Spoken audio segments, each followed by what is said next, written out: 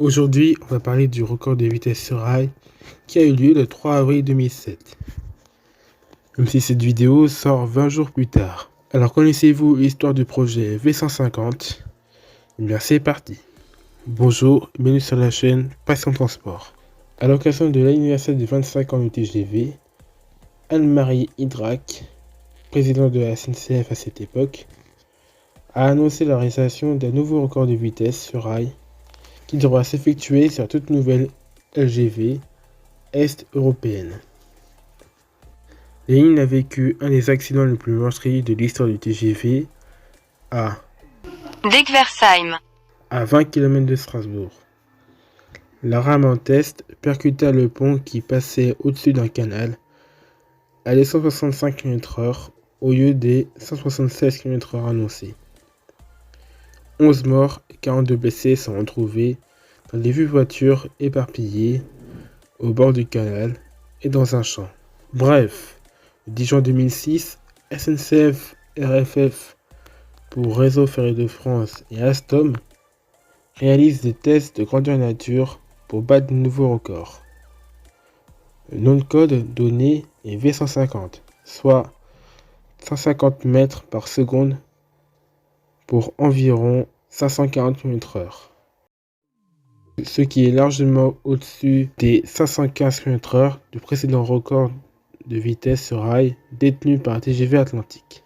30 millions d'euros seront utilisés pour le réaliser. Les principaux facteurs vont permettre de battre l'ancien record.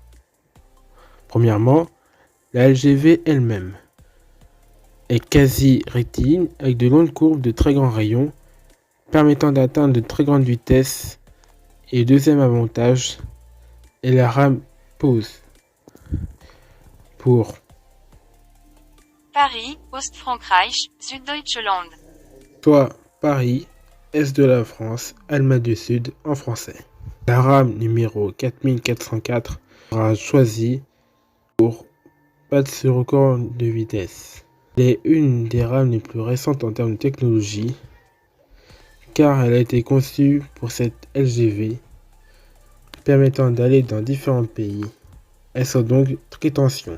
La rame a été modifiée en ajoutant 3 voitures de TGV duplex permettant d'accueillir des invités, des techniciens, des ingénieurs, etc. Les moteurs sont également changés en mettant des moteurs synchrones avec une bobine de cuivre qui entoure un aimant.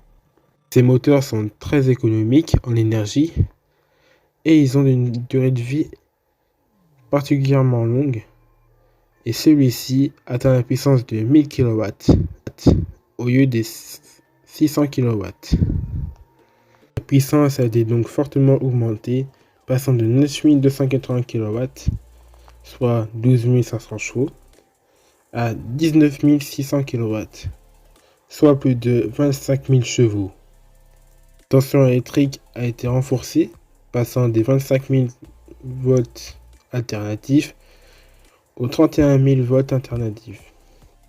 Pour l'aérodynamisme, il a fallu garder un seul pantographe de type CX permettant de mesurer l'effort d'accélération, de déplacement et de freinage. La marche s'effectuera sur la motrice n'ayant pas de pantographe.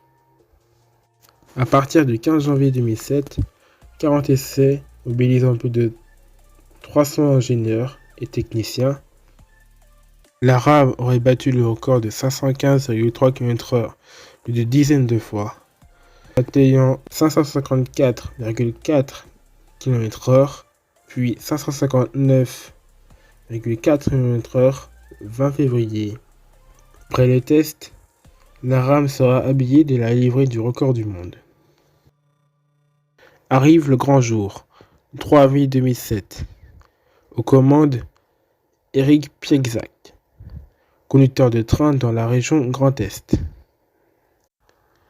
Accompagné de 2 huissiers des techniciens d'Alstom dans la cabine de tête.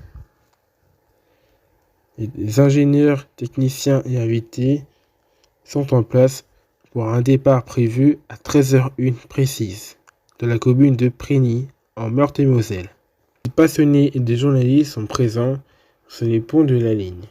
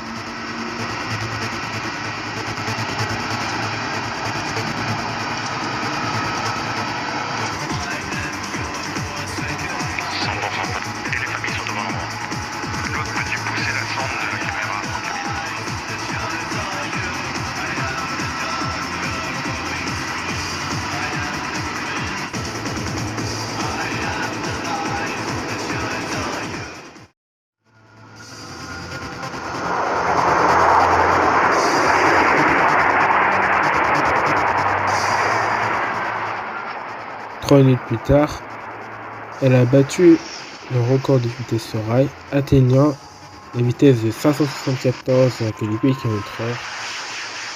La rame arrive bien en gare de Champagne-Ardenne TGV, près de Reims. Pour fêter la victoire, la motrice de tête a été exposée au pied de la Tour Eiffel pendant quelques jours, pour être ensuite exposée à la Cité du Train. Les deux motrices seront vite remises en service sur le réseau ferré français. La SNCF aurait déclaré que 580 km/h était envisageable, mais finalement, elle ne choisit pas de dépasser cette limite pour éviter de casser quelque chose comme la caténaire, qui est le principal inquiétude. En tout cas, j'espère que cette vidéo vous a plu. Est-ce que vous avez pu voir ce record de vitesse sur rail près de la LGV au moment de l'événement? Dites-moi en commentaire. Abonnez-vous à ma chaîne et suivez-moi sur Insta et Facebook. Et on se dit à la prochaine.